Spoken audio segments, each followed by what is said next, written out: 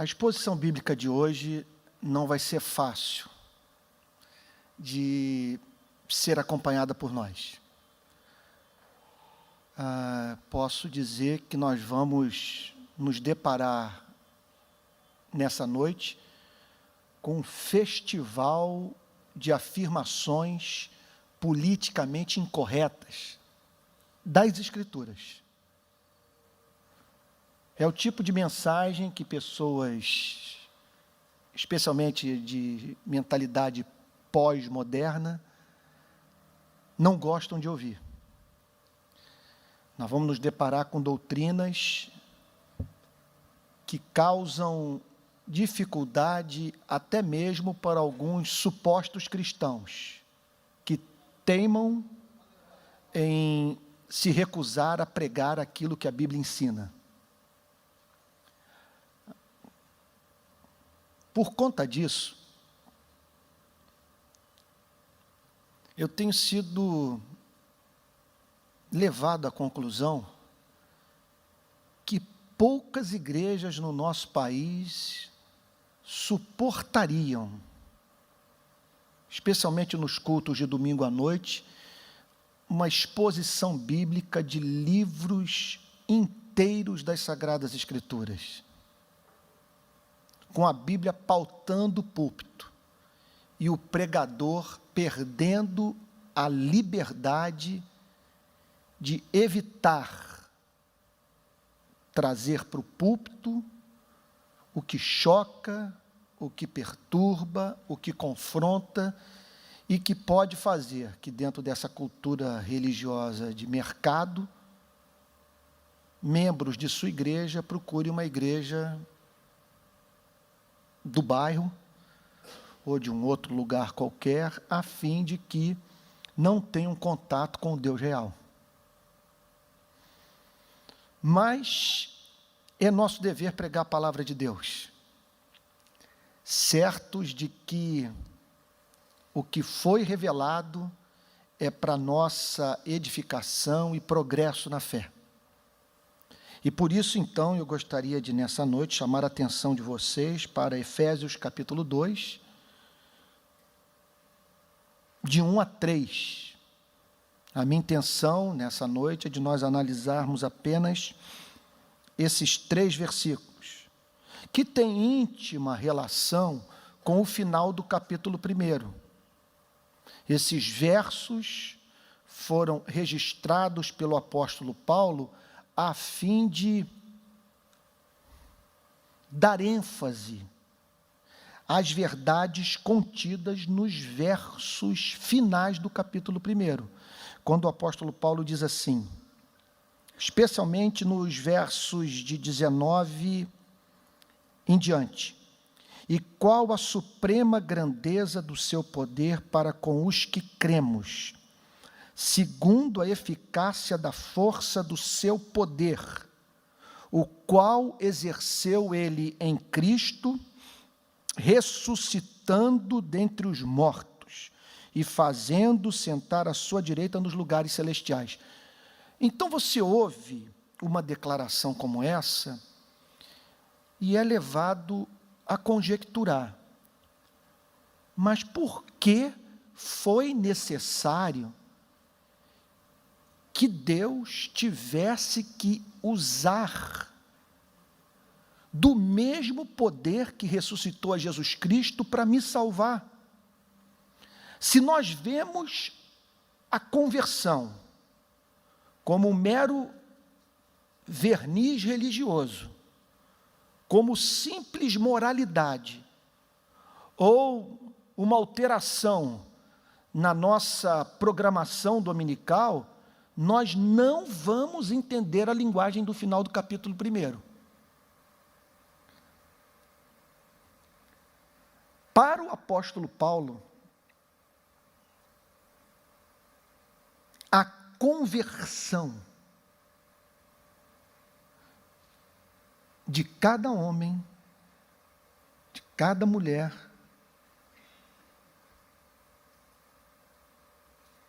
é milagre extraordinário. O apóstolo Paulo, na verdade, se surpreendia com o fato de pessoas entregues a tamanho nível de escravidão espiritual terem sido salvas e passado a amar aquilo que elas odiavam. O objetivo, portanto, do apóstolo Paulo, veja só, é muito evidente que ele está aqui se dirigindo para cristãos. O seu desejo é consolar a igreja, é animá-la, é despertá-la para o louvor, para a adoração, para as ações de graças. Então, nos versos 19 e 20, ele está dizendo o seguinte: vocês só estão aqui, ouvindo a pregação da palavra, adorando a Deus, com fome e sede de justiça, em busca de glória, honra e incorruptibilidade, porque o poder da ressurreição lhes deu vida. Quando ele chega no verso 1 do capítulo 2, passa a aprofundar o tema, levando aquelas mesmas pessoas, os cristãos de Éfeso, a fazerem um exame da sua vida pregressa, a fim de verem o milagre da conversão à luz do estado de morte, de escravidão, de miséria espiritual aos quais estavam entregues. Então notem que o objetivo de uma passagem como essa, repito, é elevar o nível de ações de graças, é fazer com que os cristãos de Éfeso fossem tomados de profunda gratidão a Deus, e associada a espanto e encanto pelo fato de terem sido libertos com mão forte de uma terrível escravidão. Por isso que o capítulo 2 começa dessa maneira: ele vos deu vida. Essa é a primeira afirmação que se pode fazer sobre a sua, sobre a minha vida, sobre a igreja de nosso Senhor e Salvador Jesus Cristo. A verdadeira igreja é a comunidade daqueles que receberam vida da parte de Deus. Vida no sentido mais amplo. Vida conforme descrição, por exemplo, dessa passagem gloriosa do Evangelho de João. Vou pedir que vocês abram a Bíblia aqui, no Evangelho de João, capítulo 17, verso 3. Esse é o sentido bíblico da palavra vida. E a vida eterna é esta: que te conheçam a ti, o único Deus verdadeiro, e a Jesus Cristo a quem enviaste. Ele vos deu vida. Então o apóstolo Paulo está chamando a atenção daquelas pessoas para o fato de que Deus as havia tratado com misericórdia. Que se não fosse a misericórdia divina, elas não teriam experimentado aquela salvação gloriosa. Está claro o ponto para vocês? Ele vos deu vida. Vocês só estão aqui porque o Espírito da graça fez por suas vidas o que vocês não eram capazes de fazer por si mesmos. Vocês não estavam dormindo, não era um cochilo espiritual, vocês estavam mortos. E Ele vos deu vida. Vocês estavam mortos para Deus, vocês odiavam a Deus, vocês sentiam repulsa por Deus, vocês ignoravam a Deus, vocês não se davam conta que tinham uma alma, não conheciam o caminho da redenção, a real natureza dos seus problemas, e agora vocês se encontram amando Deus e o seu povo, vendo excelência no caminho da salvação, e acima de tudo, se submetendo a Jesus Cristo, prestando culto a Jesus Cristo, se relacionando com o Pai através de Jesus Cristo. Ele vos deu vida. mediante o poder da ressurreição, ele os introduziu na verdadeira vida. Vocês agora sabem quem são, de onde vieram, para onde vão. Gente, eu não sei se a vida está sendo muito dura para você. Se você está lidando com enfermidades que trazem aflição para o seu corpo, se você tem pessoas do seu relacionamento que você ama e que estão sofrendo terrivelmente. Não sei se você tem um histórico de orações não respondidas, mas há uma coisa que eu posso afirmar nessa noite: se você é de Jesus, você recebeu vida. Você está de posse do que de mais valioso poderíamos conceber. Você está de posse da capacidade de olhar para Deus e não apenas nele crer, mas ver excelência em Deus e o amar e o adorar e a Ele servir. Você recebeu vida. Agora, notem bem, para que amemos a doutrina, sejamos tomados de encanto pelo amor gracioso, redentor de Deus, é fundamental que tomemos conhecimento da miséria espiritual em que nós nos encontrávamos, o que aquilo representava para nossas vidas e, consequentemente, para onde caminhávamos. Ele vos deu vida, estando vós mortos nos vossos delitos e pecados. Essa, portanto, é a grande pressuposição bíblica. Os homens estão mortos.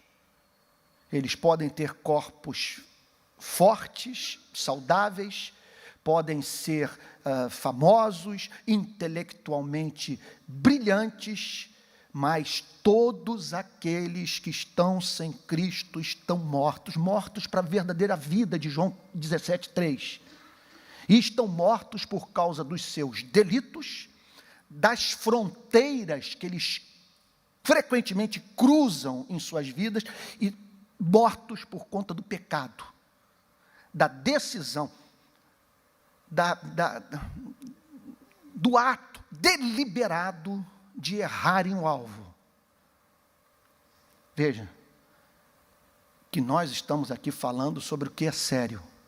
Quando a Bíblia fala sobre delito e pecado, repito, já disse isso para vocês em outras ocasiões, e é muito importante que seja enfatizado nesses dias em que a palavra pecado tem sido apresentada como uma caricatura. Pecado na Bíblia é não amar. Pecado na Bíblia é não nos sujeitarmos à vontade do que sustenta o nosso batimento cardíaco. Pecado é não correspondermos ao amor daquele que nos criou e que pelo poder da sua palavra nos sustenta. Pecado é feio. E quando o homem comete delito, quando o homem comete pecado, ele rompe sua comunhão com Deus.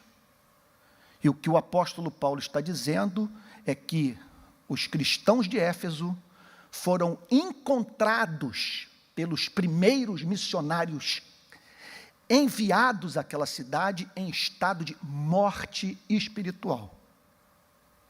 Então é claro que nós estamos aqui diante de uma afirmação que tem consequências práticas para as mais diferentes áreas das nossas vidas. A preocupação número 1 do apóstolo Paulo é levar aquelas pessoas ao espanto. O apóstolo Paulo, de forma deliberada, queria levar os cristãos da cidade de Éfeso à experiência de um encanto pelo amor gracioso de Deus. Por aquele amor que os redimiu, que os resgatou de uma terrível morte. Agora, é óbvio que essa passagem está falando sobre evangelização, está falando sobre missão, está falando sobre o estado da humanidade. o porquê das guerras, das injustiças sociais, de toda a nossa miséria. Mortos nos delitos e pecados. Esse é o estado presente deste planeta. É a descrição da vida de milhões de seres humanos. É a descrição da nossa vida antes do nosso encontro com Cristo. Estando vós mortos nos vossos delitos e pecados.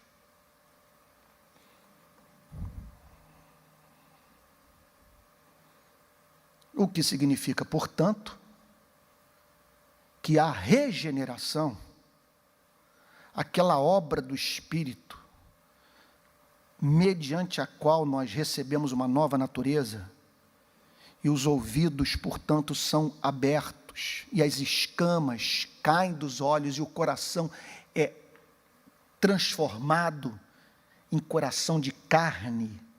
Essa obra, conforme os teólogos costumam dizer, é uma obra monergística, é o trabalho de uma única pessoa. Na santificação, nós vemos sinergismo, Deus e o homem trabalhando juntos. Na regeneração, nós só nos deparamos com monergismo, com o trabalho de uma única pessoa, porque mortos não podem colaborar com Deus. Então estávamos mortos, e Ele nos ressuscitou, Ele nos deu vida, Ele disse, Lázaro vem para fora. E o que o apóstolo Paulo está querendo dizer para os cristãos de Éfeso é que Ele o fez porque Ele o amou. Amou a você, amou a mim. Se nós tivéssemos nessa noite uma plena percepção do que esta morte representava para as nossas vidas, e do significado dessa vida, nós cairíamos aqui de joelhos. E não encontraríamos palavras para expressar a nossa gratidão. Não é que os seus valores modificaram. Não é que você largou as drogas, ou se tornou casto, ou abstêmio. Você recebeu vida. Você nasceu de novo. Deus não é mais um apêndice da sua vida. Você o ama. Sua comunhão com Ele foi restaurada.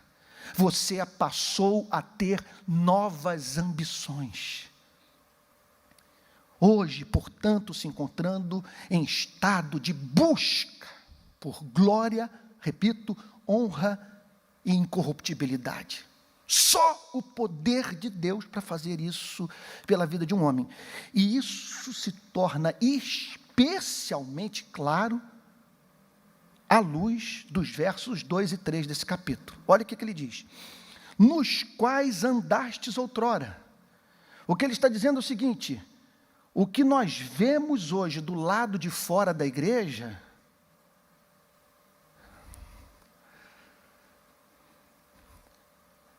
é o retrato preciso da vida que vocês, que hoje são chamados de filhos de Deus, viviam antes do encontro salvador com nosso Senhor e Salvador Jesus Cristo, nos quais andastes outrora. Nós estamos, quer dizer, o que o apóstolo Paulo está falando ao falar sobre andar, é que era o que regia a nossa conduta, o que nos movia, o que nos impulsionava, o que comandava todo o processo decisório da nossa vida, as nossas escolhas, os nossos gostos, é o que é chamado aqui de pecado, que sempre vem acompanhado de delito, que é considerado como tal por Deus em razão dessas decisões egoístas que nós tomamos, inviabilizarem a vida em sociedade. E mais do que isso, muito muito mais do que isso.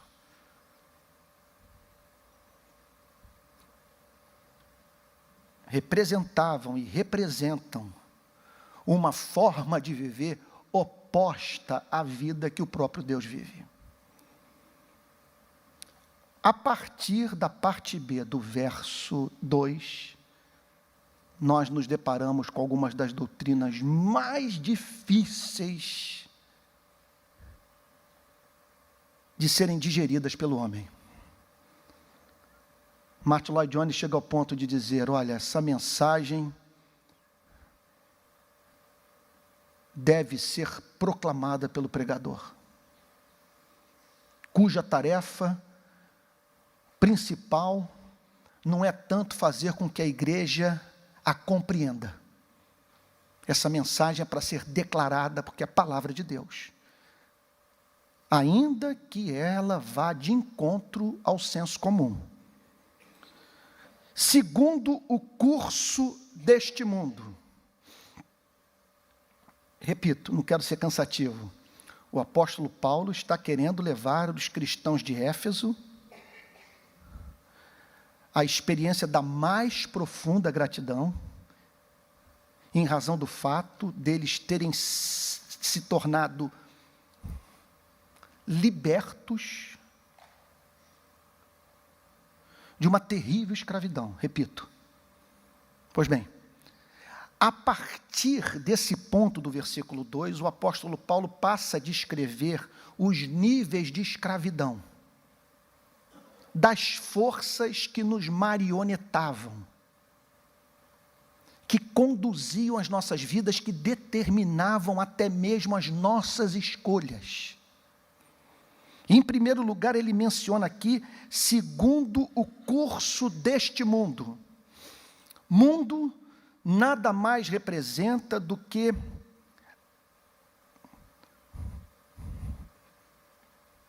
entre outras coisas, a cultura de uma determinada sociedade que não leva em consideração a existência de Deus e o seu caráter, e, consequentemente, a sua vontade para o homem.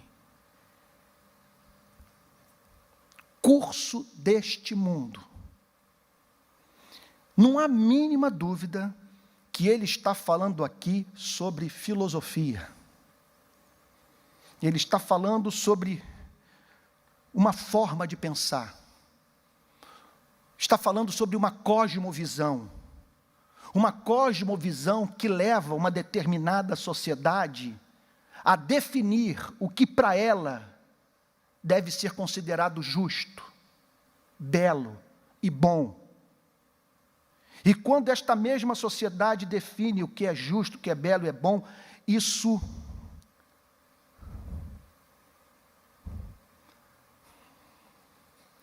ganha uma forma institucional. Isto é, institucionalizado. Leis são forjadas. Uma cultura, consequentemente, é criada que se reflete no teatro, no cinema, na música, nas artes plásticas. Mundo. E o que o apóstolo Paulo está dizendo é que os cristãos de Éfeso viviam sob a escravidão da cultura do seu tempo. Afirmação que pode ser feita sobre a sua e a minha vida e a vida de todos aqueles que passaram por essa extraordinária obra de novo nascimento, curso deste mundo. É o que o Peter Berger, sociólogo, chama de a realidade socialmente construída.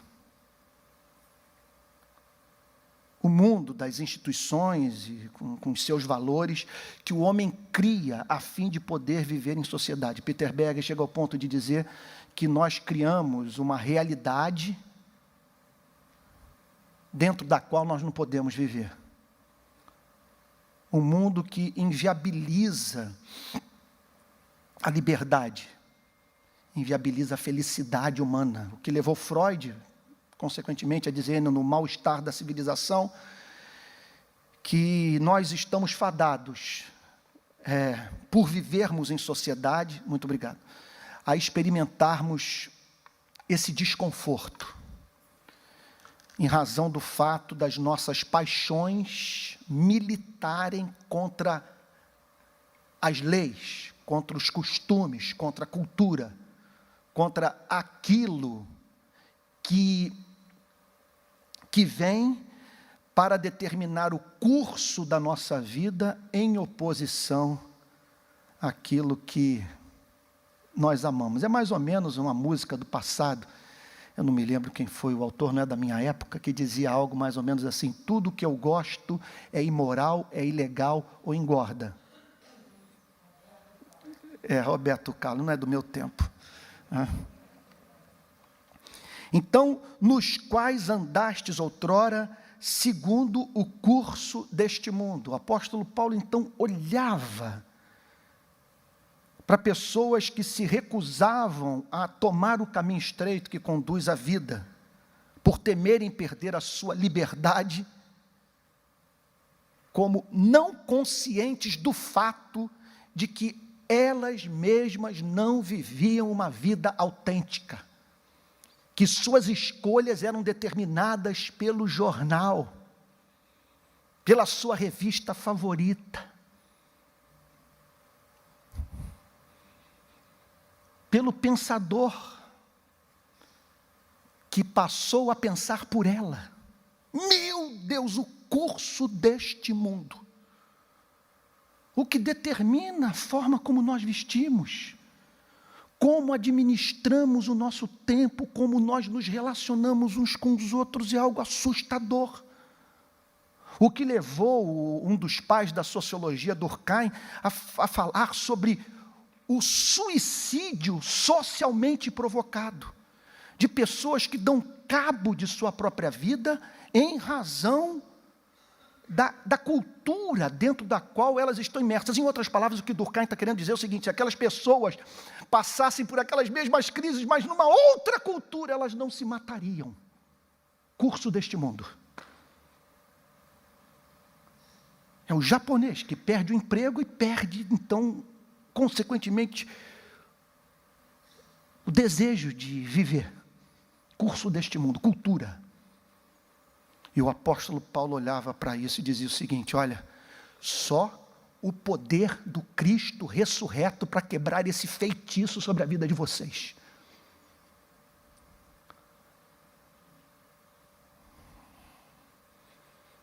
Foi obra da graça de Deus livrá-los do curso deste mundo.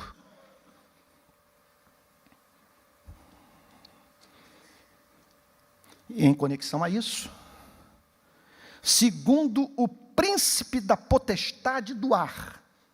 Vamos às palavras. Príncipe está falando de alguém que exerce a sua autoridade sobre potestas, sobre poderes espirituais invisíveis que atuam no ar. Segundo John Stott, uma possível interpretação nessa atmosfera nebulosa, nesse mundo caracterizado por trevas, o príncipe da potestade do ar, que produz um espírito, muito impressionante isso, forças espirituais malignas, opostas a Deus, que se rebelaram contra o seu Criador, que criam espírito.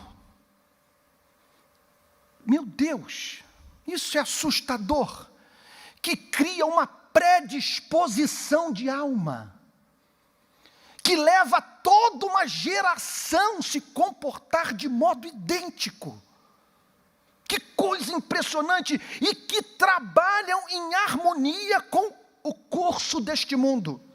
Príncipe da potestade do ar, do espírito que agora, nesse exato momento, opera nos filhos da desobediência, naqueles que se dedicam ao trabalho, à tarefa, ao propósito de desobedecer a Deus. de não se sujeitar à vontade de Deus. Então, observem a preocupação do apóstolo Paulo de levar os cristãos de Éfeso, repito, a essa experiência de encanto. Parem para pensar o que aconteceu com vocês. Não é que vocês largaram o paganismo e agora são membros de uma outra religião. Vocês estavam sujeitos ao curso deste mundo, vocês não viviam uma vida autêntica, eram marionetados, vocês não se conheciam, não sabiam o que podia torná-los felizes, e não apenas isso, estavam sob o domínio do príncipe da potestade do ar, de um ser que comanda seres espirituais malignos, que geram na sociedade espírito, não há mínima dúvida, que é esse espírito que produz a cultura, e uma cultura caracterizada por desobediência. Não há mínima dúvida que a decisão da Suprema Corte, semana passada nos Estados Unidos, é resultado de tudo o que aconteceu na história do século XX nos Estados Unidos da América. Poucos assuntos, eu confesso a vocês, me trazem tanta raiva quanto esse. Eu estou falando da frouxidão dos pastores. Dos pastores que, quando viram as teses iluministas surgirem na Europa, nos Estados Unidos, trataram, portanto, de apresentar uma mensagem politicamente correta, que os levou, entre outras coisas, a desmitologizar o cristianismo. Não falemos num Cristo que andou por sobre as águas, que multiplicou pães e que ressuscitou dentre os mortos. O homem moderno jamais entenderá uma coisa como essa. E o que aconteceu? Como diz Billy Graham, nenhum sistema está seriamente ameaçado pelos inimigos de fora, a não ser que já tenha sido seriamente enfraquecido pelos inimigos de dentro. A cultura pegou uma igreja, me perdoem dizer, gente, de pastores frouxos, mais preocupados com respeitabilidade do que com fidelidade às Sagradas Escrituras, e aí deu no que deu. Igrejas virando hotel e pubs.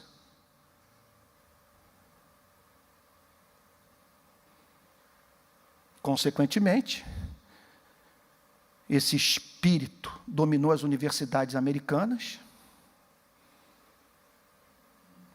ganhou as cátedras de filosofia,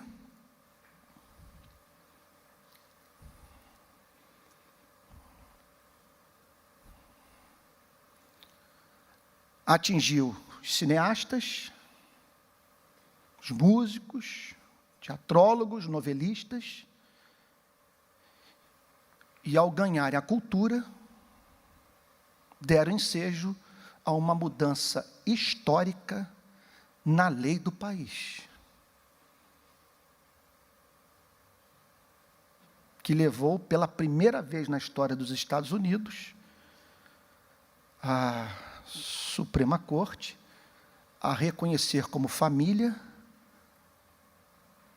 o que jamais passou pela cabeça dos pais fundadores daquela nação. Curso deste mundo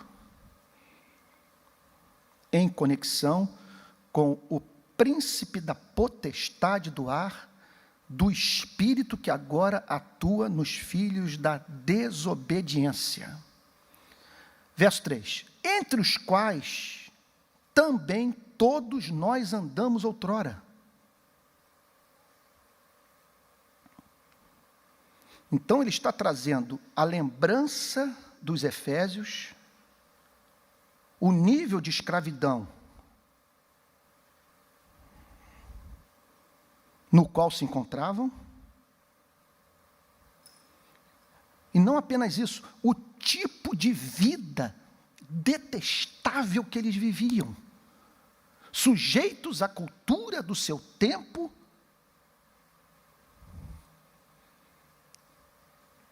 e oferecendo os seus corpos para demônios, a fim de gerarem filhos ilegítimos. Porque nessa vida, ou nós fazemos como Maria, eis aqui a serva do Senhor, que se cumpre em mim conforme a sua vontade, ou oferecemos o nosso corpo a Deus, para que Deus gere pelo Espírito Santo Cristo através das nossas vidas, ou fazemos o oposto. Vou usar uma palavra dura. Ou vamos para a cama com o diabo. Entregamos os nossos corpos a ele para que ele gere ódio, indiferença, amargura, gere os seus filhos através das nossas vidas. Então, eu fico a pensar no impacto dessa mensagem na cidade de Éfeso. O que representou para aquela igreja ler essa epístola? Muito provavelmente lágrimas foram derramadas, quando eles se lembraram do lugar onde a graça de Deus os encontrara, entre os quais também todos nós andamos outrora, segundo as inclinações da nossa carne. E aí ele desce agora para o terceiro nível de escravidão. Ele já falou, portanto, sobre o mundo, sobre o diabo, e agora fala sobre a carne, que nada mais representa, e essa é a interpretação quase unânime dos comentaristas bíblicos, do que a nossa natureza tal como nós a herdamos dos nossos antepassados, especialmente do mais antigo de todos eles, chamado na Bíblia de Adão. É a nossa natureza sem a graça regeneradora. É o homem entregue à sua própria sorte. Inclinação é uma força poderosíssima. É algo que atua de modo imperioso. Inclinação da nossa carne. É um princípio que atua na vida do homem sem Cristo. E o que o leva a viver vida oposta àquela para a qual o Criador dos céus e da terra chamou os seres humanos para viverem. Então ele diz aqui, segundo as inclinações da nossa carne. Agora, interessante, que em razão dessa inclinação, desta predisposição, do que está presente nesse mundo inconsciente,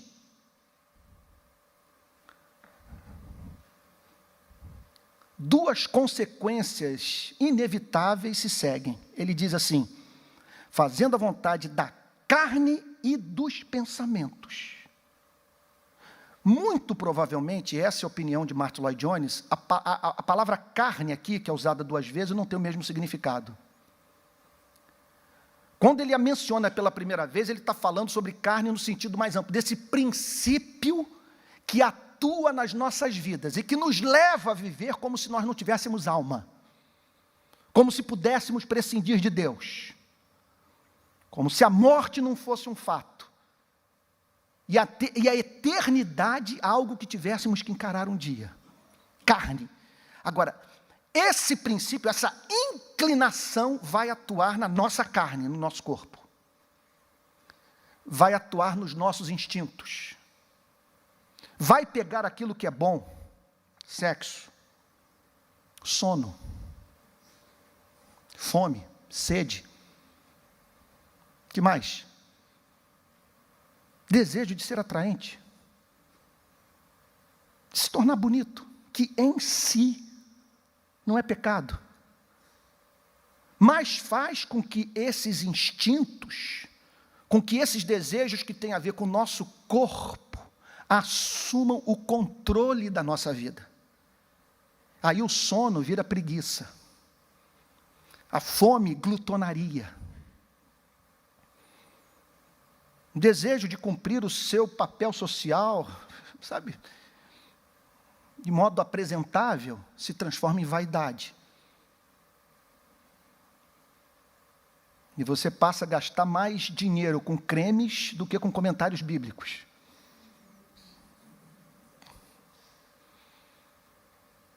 Então, o apóstolo Paulo fala aqui sobre fazendo a vontade da carne. E não apenas isso.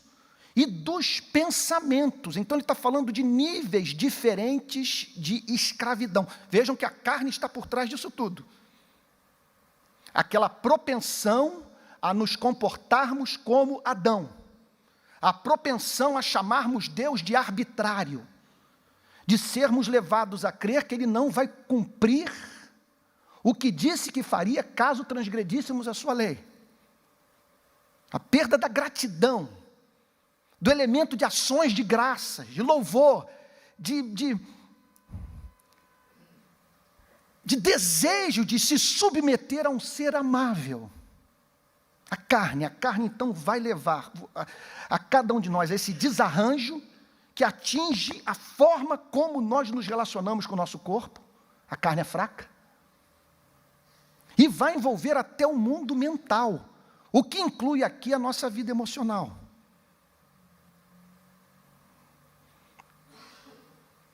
Aí entra aqui o desejo, muitas vezes descontrolado de conhecimento. Martin Lloyd Jones, no seu sermão, ele condena, por exemplo, pessoas que estão lendo um livro, mal acabaram de ler um livro, entram em outro livro, ali, eu fui tomado de grande convicção de pecado nessa hora. E depois já tem um terceiro livro, e você às vezes não terminou nem o primeiro nem o segundo, e está lendo o terceiro, e está lendo 3 livros ao mesmo tempo. E ele diz algo assustador. No seu sermão sobre essa passagem, ele fala de pessoas que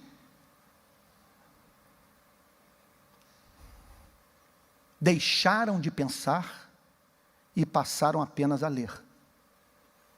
E, portanto, permitem que outros pensem por elas. Foi claro? Ele não está condenando a leitura. Ele recomenda fervorosamente que pessoas leiam. Mas ele fala dos apetites do pensamento.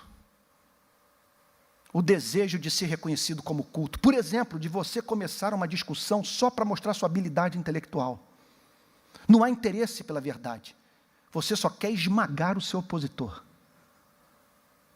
Você só quer mostrar que, em termos de raciocínio lógico, você é imbatível. Vontade dos pensamentos. Bom, posso soltar bomba atômica agora? Não há livre-arbítrio. Não há livre-arbítrio. Não há liberdade. Se um ser humano tiver que se converter, tal acontecerá só se ele fizer parte do grupo dos eleitos e a graça irresistível de Deus agir em sua vida. Não há a mínima possibilidade de um homem se salvar por si mesmo. A mínima. Morto nos seus delitos e pecados. Escravo do mundo, da cultura do seu tempo. Isso é uma coisa impressionante, quando você vê, por exemplo, grandes santos de Deus defendendo no passado o indefensável. Até o meu amado, querido homem, que para mim está abaixo do apóstolo Paulo, conforme eu já lhes disse, Jonathan Edwards, tinha escravo dentro de casa.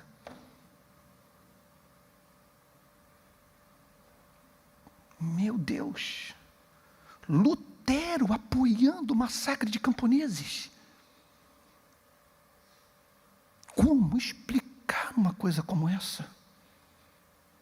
Cristãos que apoiaram o regime da escravidão. O mundo. Não há liberdade. O mundo, o príncipe da potestade do ar, que cria um espírito na sociedade. Algo que rege a vida de várias pessoas ao mesmo tempo. Gente, olhem para o nosso país.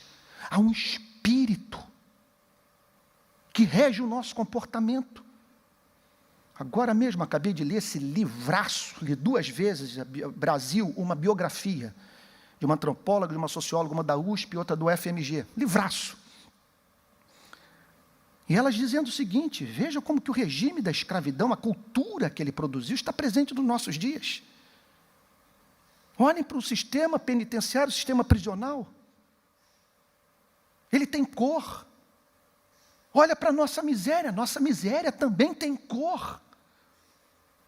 Veja a casa grande e a senzala na arquitetura dos apartamentos. Elevador para empregada doméstica. Quartinho de empregada.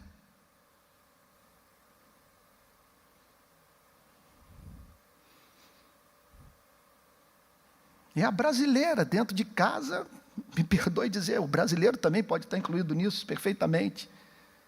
Assistindo a novela das 8, pedindo para Maria trazer o cafezinho. Contam que no período do Brasil colônia, havia caso da brasileira pedir para a escrava trocar sua roupa. E de você encontrar no Rio de Janeiro, brasileiro andando em gôndola. Aquela estrutura que você tem, aquelas traves em paralelo, e o sujeito vai sentado ali no meio. Aquilo tem um outro nome. Liteira, perfeito. Liteira, é a palavra que elas usam no livro. Liteira, imagine. 4 escravos levando um brasileiro na liteira. Cultura desse mundo. Olha só, gente, o patrimonialismo, o nepotismo, a falta de espírito público, a idolatria, a ponto de vermos que as igrejas que mais crescem são as igrejas que lidam de forma mais sagaz e muitas vezes antibíblica com a cultura, importando elementos das religiões africanas para dentro do culto cristão. Não há liberdade, gente. Esse texto está dizendo, olha lá, escravos também da carne, fazendo a vontade da carne e dos pensamentos. E é claro que isso aqui tem aplicações para todos os campos da vida. Vocês sabem que o que mais me estimula a pregar essa mensagem? Péssima para mim do ponto de vista da minha vida pública. Se espalhar por aí que eu creio nessas coisas, pode ser que as portas se fechem para mim, mas é o que eu creio. E eu não consigo entender a vida de uma outra forma que não seja através de Efésios 2, de 1 a 3. Como explicar o fato de que no século passado, nós, seres humanos, matamos 180 milhões de pessoas em guerra, guerrilha? Como explicar uma coisa como essa? Os teólogos calvinistas fazem bem ao dizer que nós temos uma natureza depravada. Qual é a grande característica desta natureza depravada? A loucura que temos por nós mesmos. O fascínio que a nossa vida exerce sobre a nossa alma. A obsessão com a nossa felicidade pessoal. Você não vai entender o que está acontecendo no Brasil hoje sem levar em consideração essa passagem. Lidando com o Rio Underground, como eu tenho lidado nos últimos anos. Como explicar as coisas que eu tenho visto? Como explicar as execuções? Como explicar a desigualdade social? Como explicar o repórter da Al Jazeera entrar comigo numa favela e dizer, eu vi essa mesma miséria no Haiti, só que o Haiti não é a 7ª economia do mundo. Por que a 7ª economia do mundo permite tantas pessoas viverem na miséria? Por que, pelo nosso caminho, há destruição e miséria? Mas, gente, essa mensagem insuportável de ser ouvida não para por aí. A conclusão do verso 3 é assustadora. E éramos, por natureza, filhos da ira, como também os demais.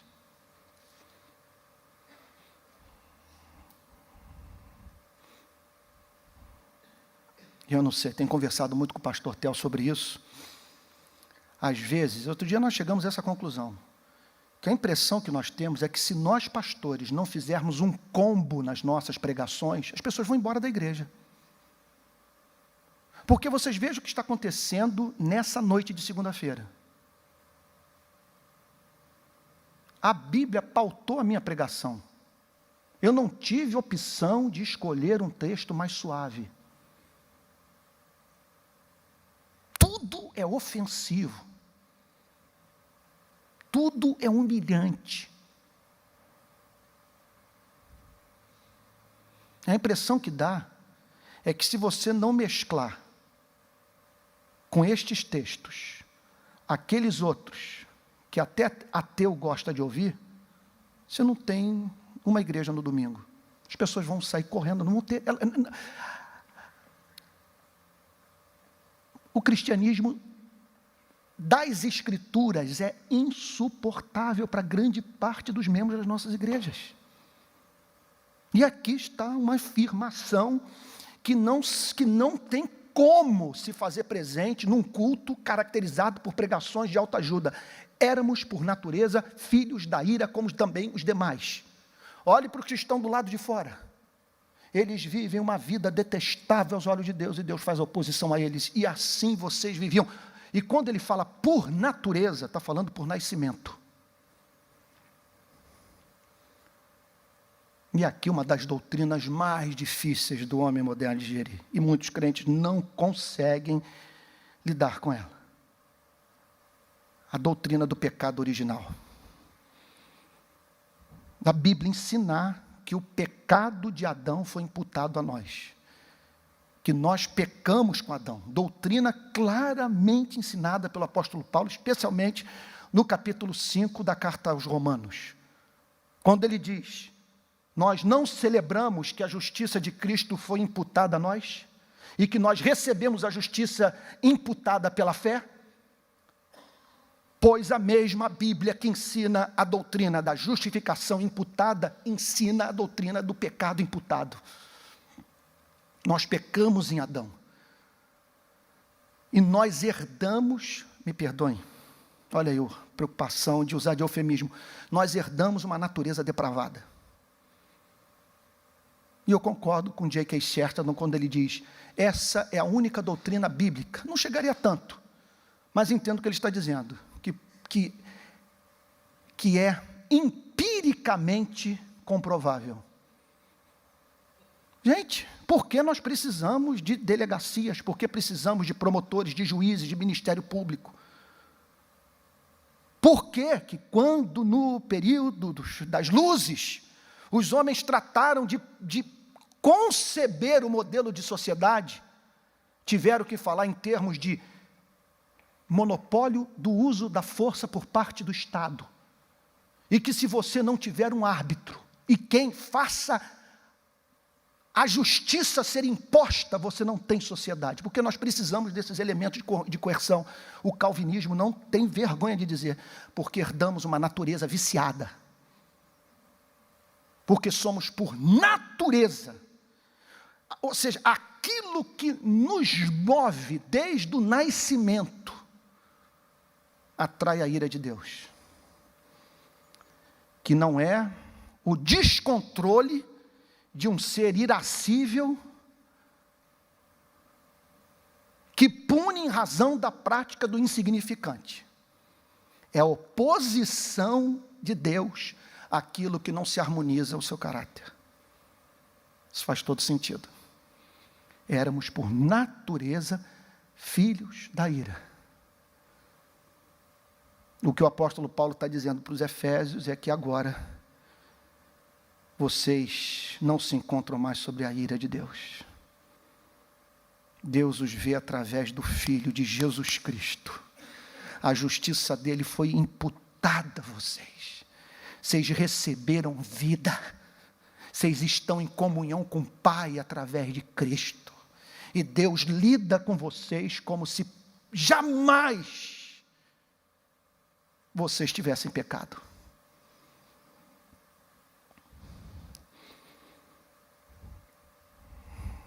É impossível, concluo agora com duas afirmações, entender o mundo sem esses versos, e são versos que vão de encontro a algumas teorias sociológicas, e também temos que reconhecer a essa psicologia de fundo de quintal, que eliminou o conceito bíblico de pecado, que conduz o homem à conclusão de que ele não tem a mínima responsabilidade pelos seus atos. Na minha militância, nas favelas do Rio de Janeiro, é impressionante o desserviço que alguns ativistas sociais prestam ao pobre, ao eliminar também completamente o conceito de responsabilidade pessoal.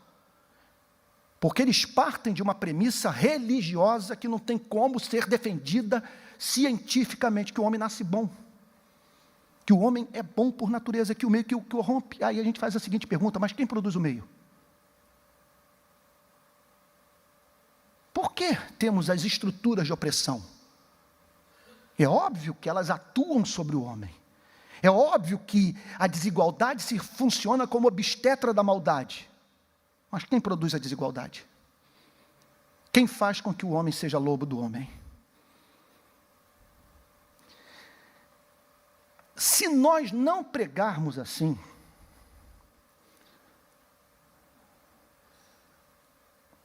duas consequências trágicas são inevitáveis. Primeiro,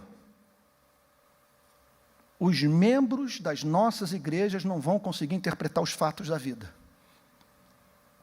Porque a doutrina do Deus Papai Noel não nos ajuda a entender o fato de que nós duramos pouco.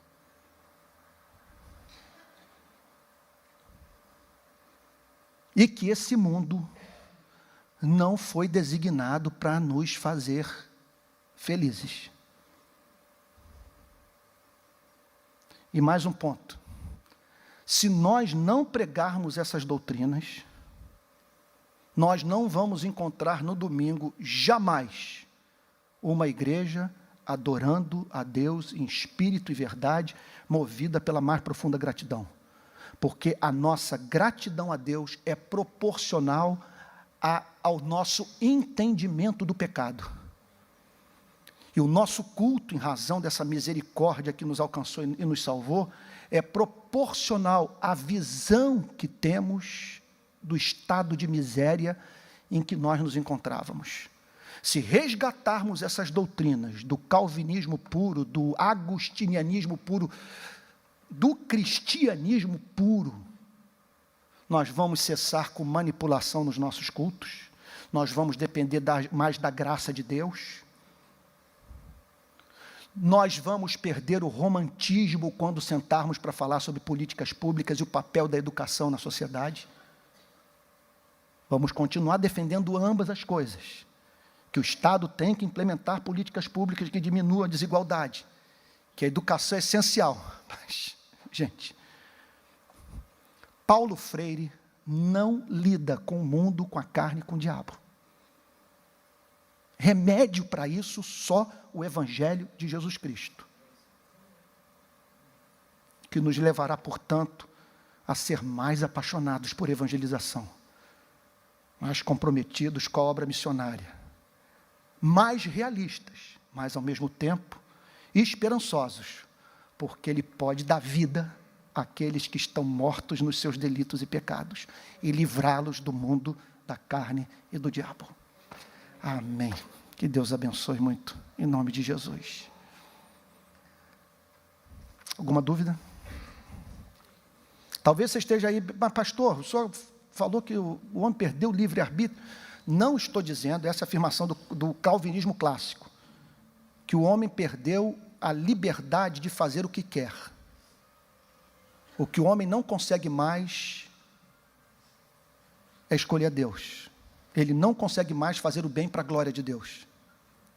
Ele pode fazer o bem, pode ser um bom pai, sei lá, um homem de espírito público, uma bênção para a humanidade, mas jamais fará essas coisas visando a glória de Cristo. Aí, eu não sei como que, talvez tenha passado isso pela sua cabeça, mas pastor, o senhor explicou como que uma pessoa pode ser salva, sendo o homem quem ele é por natureza. Agora, como explicar o fato de, apesar dessa descrição dramática, nós encontrarmos aqui e ali bons pais que não se converteram, bons estadistas que nunca tiveram encontro com Cristo? Como explicar isso? Aí os teólogos calvinistas usam nessas horas o conceito de graça comum. Em razão dessas doutrinas serem muito claras, especialmente a doutrina da depravação total, os calvinistas, os agostinianos, na verdade tudo isso não começa com Calvino, começa com o grande Agostinho de Hipona. Eles chegaram a duas conclusões. Olha, se é isso que a Bíblia está dizendo, o profeta Jeremias no Antigo Testamento já falava isso, pode o etíope mudar a sua cor ou o leopardo tirar suas manchas? Se tal fosse possível, vocês poderiam fazer o bem estando acostumados a fazer o mal. Então eles levantaram duas perguntas. Como que uma pessoa pode ser salva? E como explicar a harmonia social que qualquer estudo de antropologia, é bem verdade que quando surgiu o calvinismo, a antropologia ainda não existia, quer dizer, nos termos em que existe hoje, mas ele se deparava com essa questão de saber que as pessoas conseguem viver em sociedade. Como explicar isso? As leis justas, a Magna Carta, por exemplo, a Declaração Universal dos Direitos Humanos. Como explicar isso? A Revolução Francesa, a Constituição Americana. Então eles disseram a seguinte coisa: em primeiro lugar, no caso do convertido, é a graça especial. É a graça que o liberta da escravidão ao mundo, ao diabo e à carne. Graça especial. E no caso da sociedade não cristã, é a graça comum. É uma graça que atua com a imagem e semelhança de Deus, que o pecado não consegue destruir por completo. E é essa ação da graça que permite ao homem não ser tão mal quanto poderia ser. Ficou claro? Muito boa pergunta. Parece que ambas as coisas atuam concomitantemente. A riqueza, a fluência, a prosperidade tendem a levar o homem a viver uma vida de autonomia em relação a Deus. A Bíblia mesmo diz que é mais fácil um rico passar por o buraco da agulha, é mais fácil o camelo passar pelo buraco da agulha do que um rico entrar no reino dos céus. Então não há dúvida que ter um Deus como esse trata-se de uma idolatria difícil de ser abandonada. É pior do que Baal. Mamon é o grande ídolo. Agora, do ponto de vista da cultura, da filosofia, não há mínima dúvida que o grande laço dentro do qual os pregadores caíram foi o laço da respeitabilidade, o laço da absolutização da cultura. E o incrível é isso. Impressionante é isso. Você pega um homem como Calbart, por exemplo, e aqueles que tentaram tornar o cristianismo palatável para o homem de mentalidade moderna, hoje são descartados por aqueles que, ao olharem para o iluminismo, para para os sonhos da modernidade, sabe?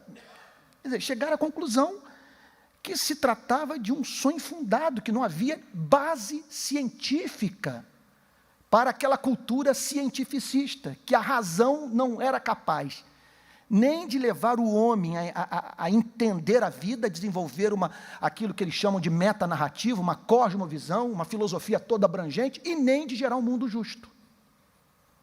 Então esse é o problema quando a igreja subtrai das sagradas escrituras o que deveria ser levado para o púlpito a fim de obter respeitabilidade, porque muda a cultura, a igreja cai em descrédito. Agora, o que não significa você criar escândalos culturais desnecessários. Eu jamais falaria sobre essa doutrina da forma como eu estou falando hoje num auditório não cristão. Ainda mais agora com esse filtro, uma reunião de segunda-feira à noite, eu estou partindo do pressuposto, só tem crente aqui. Então, o conceito de pecado, você vai, de Deus, da graça salvadora, você vai ter que encontrar todo um caminho para comunicar o Evangelho efetivamente, que o faça se manter fiel às Sagradas Escrituras, mas remover desse mesmo caminho esses obstáculos culturais desnecessários. Você não tem que desnecessariamente escandalizar as pessoas. Agora, uma linha tênue separa essa preocupação da relevância cultural da falta de peito de enfrentar a cultura e de você se transformar num pastor, num pregador bem antipopular. O elemento de perseguição faz parte do exercício do ministério profético. Porque é o seguinte, quando você se depara com essas doutrinas, o mundo, a carne e o diabo, o que é educação, que não tem como fundamento o Evangelho de Jesus Cristo e a obra de novo nascimento, pode fazer pelo homem? O que ela costuma fazer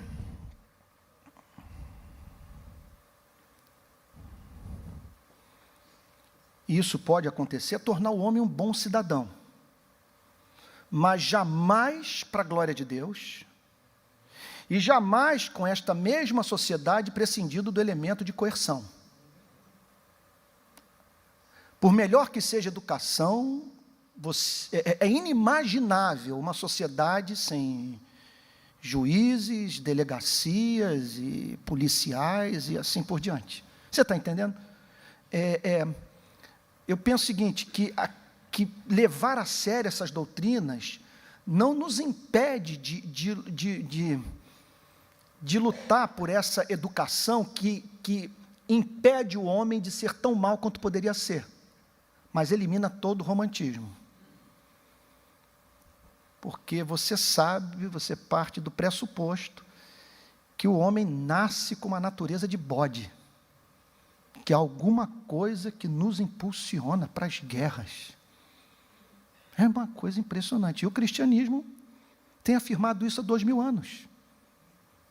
E para onde você olha, é só injustiça. Não sei por que a gente tem que corar de vergonha ao dizer que o homem é pecador. Desde que a gente saiba apresentar o conceito cristão de pecado, nós não temos que nos envergonhar dessa doutrina, que é a única que nos ajuda a entender o mundo, a ler os jornais. Se você remover esses 3 versículos da Bíblia, você não tem como entender a história da humanidade. Não tem como. Não há nada, não há leitura mais triste do que a de um livro de história geral. Nunca vi na minha vida, nunca me deparei com um livro de história geral que me falasse de uma sociedade que tenha crescido sem oprimir a mulher, sem escravidão, sem guerra, sem exploração. Me mostra um exemplo. Sabe, estava lá no Senegal e fomos conhecer uma ilha de onde partiam os escravos. E estudando o assunto ali no Senegal, descobrimos que os negros entravam no interior da África para pegar os negros. E que no Brasil, vários negros que ganharam alforria se tornaram donos de escravos. Você olha para os Estados Unidos, aquele espetáculo maravilhoso daquela geração do desembarque da Normandia, salvando a humanidade do totalitarismo nazista, e depois você se depara com as guerrilhas que os Estados Unidos patrocinaram na América Latina, a estupidez da guerra do Vietnã, a sociedade de consumo, uma cultura que está devastando o planeta. Em suma, todos pecaram e destituídos estão da glória de Deus. E uma igreja que perde o peito de anunciar essas doutrinas, perde a relevância. E ninguém vai entender o evangelho, porque vai salvar do quê? Se o homem nasce bom. Não nasce para ser feliz? Não disse isso não. Eu falei que esse mundo não foi designado para a nossa felicidade. Do jeito que ele é hoje,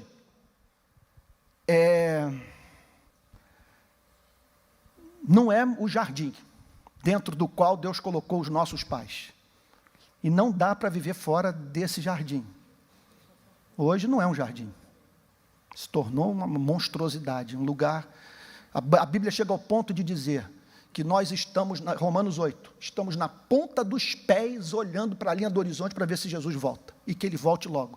E se hoje as trombetas tocassem, eu cairia de joelhos, porque basta uma criança no hospital de câncer sofrendo de leucemia para eu almejar a vinda de Jesus Cristo.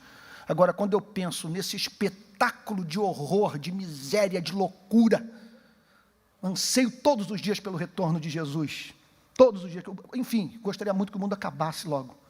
E olha que eu não estou falando do meu ponto de vista, que eu vivo uma vida relativamente, que me enche de motivos de ações de graça. Deus tem sido generoso para comigo. O problema é quando você olha o entorno. Não tem como ler jornal sem se deprimir. É esse que é o sentido. Agora, felicidade não. Querer ser feliz é desejo que a graça não erradica. Agrada-te do Senhor. Entrega o teu caminho ao Senhor. Confia nele, mas ele fará. Uma outra dúvida?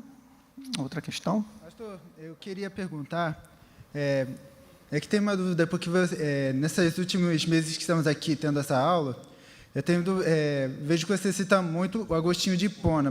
Por que muitas vezes você cita esse homem? Porque, ao meu ver, teve outros como ele, assim, durante a Idade Média, que eles alegam citar algo sobre Deus, mas só que, bem, desculpe, entre os 64% da população brasileira católica, que coloca o nome de Deus sob a ótica do catolicismo.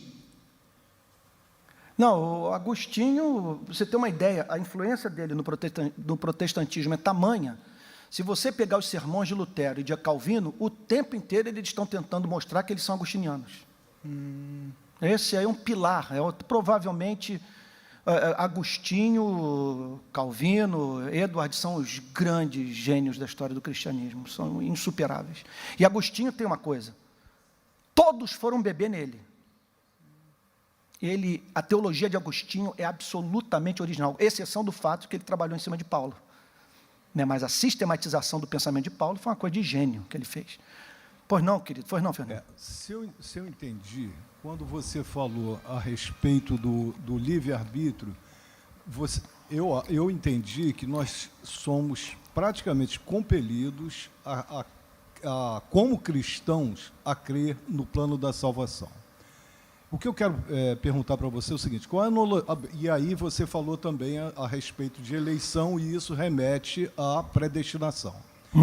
Em Marcos tem escrito que Jesus, quando perguntaram para ele por que ele falava por parábolas, ele disse que algumas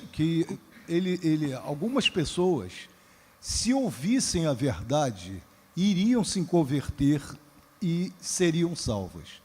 Qual é a analogia que você faz a respeito do que você falou em termos de predestinação, de livre-arbítrio, à luz dessa afirmação de Jesus? Fernando, a questão é a seguinte, olhe para esses 3 versículos. Medite sobre eles. Você consegue ver, aqui não estou querendo te contradizer, não, é só uma forma mesmo de comunicar e de nós pensarmos juntos. pergunta que eu faço a você, faça aos demais. Quem consegue ver liberdade em Efésios 2, de 1 a 3? Eu não consigo. E não sei que ginástica exegética a gente possa fazer. Não estou dizendo que você queira fazer isso. Te conheço há muitos anos, amigo querido, um dos poucos que me ligam anualmente no meu aniversário. Mas eu não consigo escapar dessa conclusão inevitável, chocante, que vai de encontro ao senso comum. Porque o senso comum tenta nos dizer a seguinte coisa, que o homem é livre, que ele escolhe o bem e o mal. E esse texto está dizendo que o homem só escolhe o mal. Exceto se o poder da ressurreição lhe der vida. Se Deus não disser Lázaro vem para fora, Lázaro não vai sentar à mesa para comer com Jesus. Bom, não sou eu que inventei, estou passando adiante aquilo que me foi confiado. Alguma questão, alguma dúvida? Mais pastor, 2 ou 3 minutinhos. Idauro, sim, você é um verdadeiro israelita em cujo espírito não adola.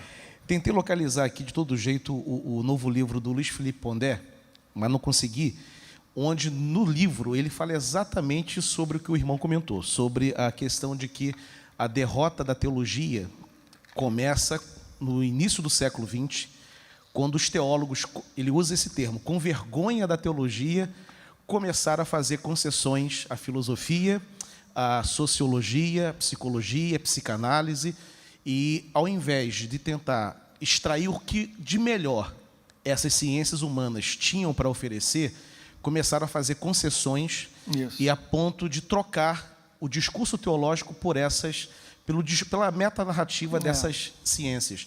E aí entraram na universidade, e aí hoje não conseguem mais recuperar, e quem norteia a sociedade são essas disciplinas, e não mais a teologia, que era a rainha das ciências. Olha, Idauro, eu concordo. Eu não sei onde eu li, eu acho que foi Richard Lovelace, que diz que hoje nós mandamos para o psicólogo pessoas com problemas que qualquer pastor puritano no passado conseguia resolver. E quando o psicólogo assume o lugar do pastor, não estou falando da psicologia que é feita pelo pastor Vanderlei, por exemplo, que é escravo das Sagradas Escrituras. Eu estou falando da psicologia, por exemplo, que ontem me contaram. A mãe preocupada com o filho com crise quanto à sua sexualidade e tratou de mandar para um psicólogo. E ela falou, foi a pior decisão que eu tomei na minha vida. Porque parte da psicologia, parte de pressupostos. O pastor Vanderlei pode falar isso 10 vezes melhor do que eu. Parte de pressupostos humanistas. Parte da pressuposição, por exemplo, que o homem é bom por natureza. E muitos psicólogos são relativistas. Profundamente relativistas. Não tem como generalizar. Então, quando há essa inversão, quando os pastores passam a andar para os psicólogos, sabe, pessoas que, sabe, estão, por exemplo, entre outras coisas, experimentando aquela tristeza espiritualmente provocada. A Bíblia diz que o Espírito Santo se entristece, quando o Espírito Santo se entristece, ele suprime suas consolações. Aí o sujeito vai para o psicólogo achando que está precisando de Rivotril, está precisando de fazer uma incursão, a arqueologia da sua alma e tal, quando está precisando de conversão. E quem pode me dizer que eu estou errado? Sabe, não tem como dizer que essa é a experiência de todos em todos os casos. E não tem como negar o fato que a boa psicologia nos ajudou a lançar um olhar mais misericordioso sobre o comportamento desviante. Louvado seja o nome do Senhor por essa ciência. Agora, é lamentável pastores que não sabem mais usar a Bíblia para ajudar as pessoas a resolverem seus conflitos. Isso é trágico.